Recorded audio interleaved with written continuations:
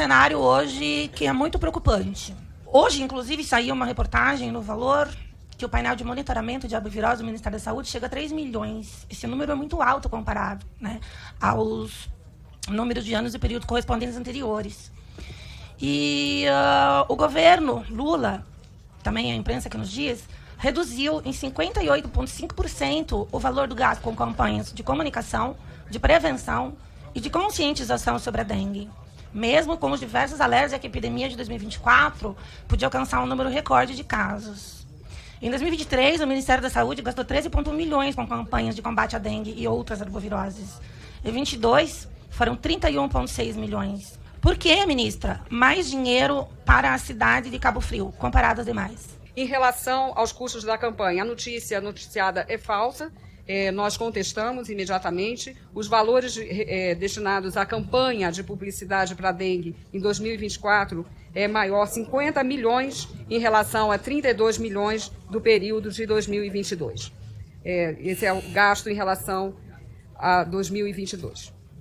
E eu queria assim, mencionar que não são apenas campanhas publicitárias.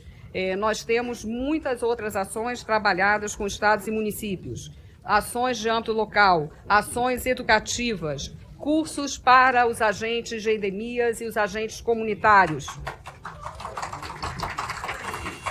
cursos para os agentes de saúde e também para os profissionais médicos. E aqui eu quero dizer que o Ministério da Saúde trabalhou junto com a Associação Brasileira de Educação Médica, com a Associação Médica Brasileira, me reuni também com o Conselho Federal de Medicina, com todas as entidades médicas, com as entidades de enfermagem, com os agentes também, que eu já fiz referência, com as entidades das prefeituras e com os governos dos estados, para avançarmos nas melhores medidas. Entre elas, eu destaco, então, além daquilo que eu já falei, a ampliação em 1,5 bilhão de reais para recursos a municípios e estados em situação de emergência. Não faltou a presença do Ministério da Saúde junto a estados e municípios, faço questão de afirmar isso, diante de um problema que é complexo e sobre o qual eu vou falar medidas estruturantes que eu considero fundamentais. Além disso, os vários GAD pelo Brasil, em apoio à questão do combate aos focos, do mosquito,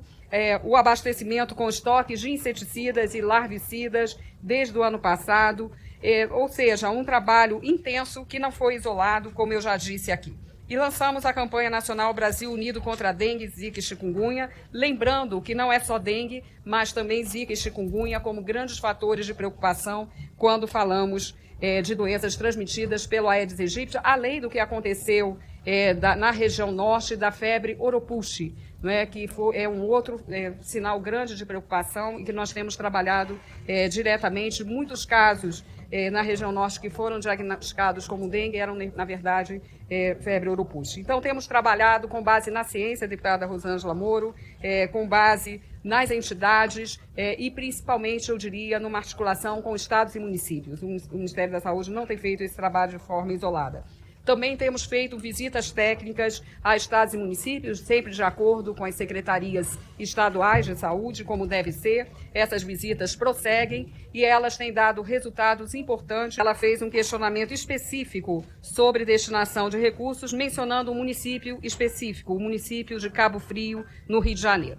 Antes de responder sobre Cabo Frio, me cabe dizer, e aí vou repetir as palavras do presidente do Conselho Nacional de Secretários Estaduais de Saúde, secretário de Estado de Minas Gerais. Ele afirmou, neste governo, com este Ministério da Saúde, estamos tendo diálogo e atendimento às necessidades dos estados. Então, fizemos isso de forma republicana, como é a orientação do governo, seguindo as diretrizes técnicas das nossas áreas específicas, atenção primária, atenção especializada em todo o Brasil. Recuperamos recursos para alta e média complexidade em 27 estados e no Distrito Federal. Então, é muito importante dizer isso. Não posso falar município a município, mas atendendo a sua reivindicação, vou falar especificamente do município de Cabo Frio. De forma resumida, dizer que o município de Cabo Frio, ele é um município que tem a 14ª posição em termos de tamanho populacional em relação aos 92 municípios que formam o estado do Rio de Janeiro, tem um índice de desenvolvimento humano que o coloca na 97ª posição entre as cidades brasileiras em termos de desenvolvimento humano.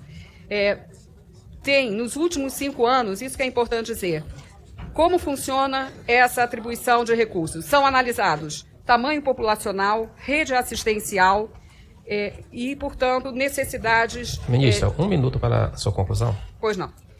E mais a necessidade do aporte do governo federal. Muitos municípios, e é o caso de Cabo Frio, estavam há 4 anos sem receber a devida destinação pelo governo federal. É um exemplo entre vários, né? Por essa razão, esse município, como outros, foram atendidos. Só para dizer, o recurso recebido pelo município de Cabo Frio, ele pode ser comparado com outros recebidos por municípios do estado do Rio de Janeiro. A senhora falou dos 55 milhões. Eu posso falar dos 164 milhões que o município de São Gonçalo recebeu, dos 210 milhões que o município de Duque de Caxias recebeu, do município de Magé, que recebeu um aporte de 80 milhões. Então, nada há de diferente, de extraordinário em relação a Cabo Frio. Apenas o fato do município ter ficado desassistido, aumentar sua rede assistencial e não contar com o apoio do governo federal como era devido. Essa reivindicação era antiga do Ministério e, com muita alegria, eu pude atender a essa realidade e a tantas outras do estado do Rio de Janeiro e de tantos outros estados brasileiros.